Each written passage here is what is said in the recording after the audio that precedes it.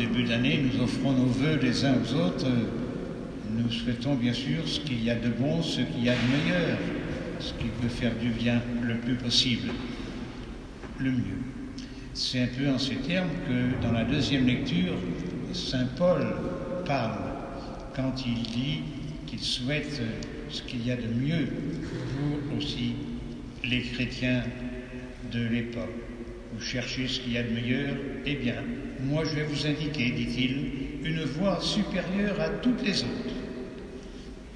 Voilà donc des paroles qui peuvent nous intéresser, puisque nous aussi, nous souhaitons ce qu'il y a de meilleur.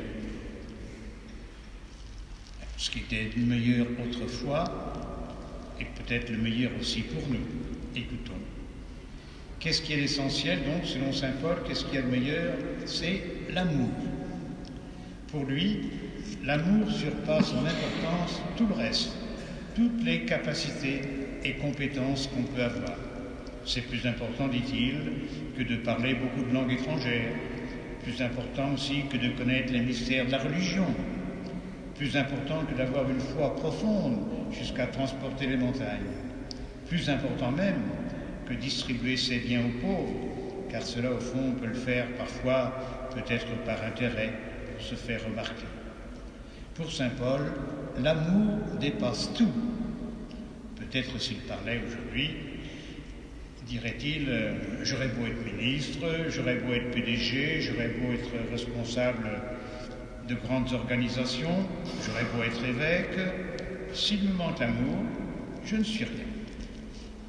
Autrement dit, la valeur d'une personne ne se mesure pas à sa responsabilité, à sa compétence, à son rôle dans la société. La valeur d'une personne se mesure à la qualité de son amour. Ceci aux yeux de saint Paul, et donc aux yeux de Dieu. Alors on peut se demander quel est donc cet amour qui est la suprême valeur. Quel est cet amour? Ce n'est pas bien sûr la sympathie, les affinités, l'amitié humaine, c'est autre chose. C'est une façon d'être, une attitude, une disposition qui va souvent à l'encontre de nos tendances naturelles. Par exemple, l'amour prend patience, dit-il, alors que souvent, de petites choses nous énervent dans le quotidien. L'amour rend service, alors que parfois nous on oublie, on pense surtout à soi-même. L'amour ne jalouse pas, alors que parfois des choses chez les autres nous font envie. L'amour ne se gonfle pas d'orgueil, alors qu'on est si facilement porté, presque inconsciemment, à se complaire en nous-mêmes. L'amour ne s'emporte pas, alors que des attitudes chez les autres nous portent à la colère, etc. Et nous constatons donc que cet amour-là se vit dans le quotidien, dans l'ordinaire de la vie. Et par conséquent, c'est à la portée de tous. C'est le test de notre vie chrétienne. Car, comme dit quelque part l'apôtre Saint Jean, comment dire qu'on aime Dieu qu'on ne voit pas, si on n'aime pas son frère qu'on voit? Pourquoi cet amour, tel qu'il est indiqué, est-il si important? Parce qu'il est celui de Dieu. Reprenons ce texte de saint Paul. Essayons de remplacer le mot amour par le mot Dieu. Et nous avons Dieu prend patience, Dieu ne jalouse pas, Dieu ne se gonfle pas d'orgueil, etc. Ce qui veut dire, comme le dit saint Paul, c'est vivre vraiment à l'image de Dieu, c'est lui ressembler.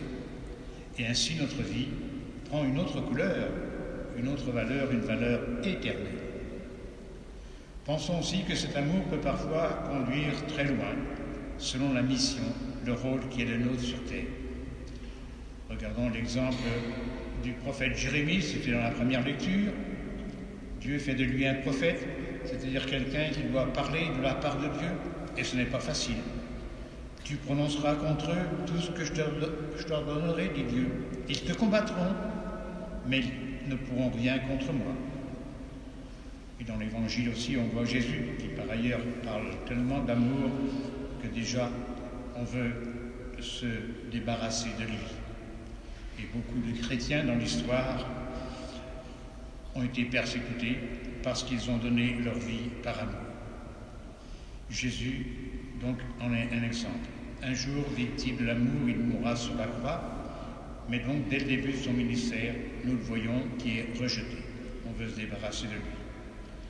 Tel est le sort souvent de ceux qui sont appelés à aimer dans une mission particulière. Le Seigneur ne nous appelle pas sans doute à aller jusque-là, mais nous sommes tous appelés à aimer, tous sans exception. Et cela ne va pas de soi. Rappelons-nous donc ce que dit saint Paul, c'est l'essentiel de notre vie aux yeux de Dieu, mais aux yeux aussi de ceux qui nous entourent. On apprécie quelqu'un qui sait respecter, être attentif, aimer. Nous sommes appelés à aimer.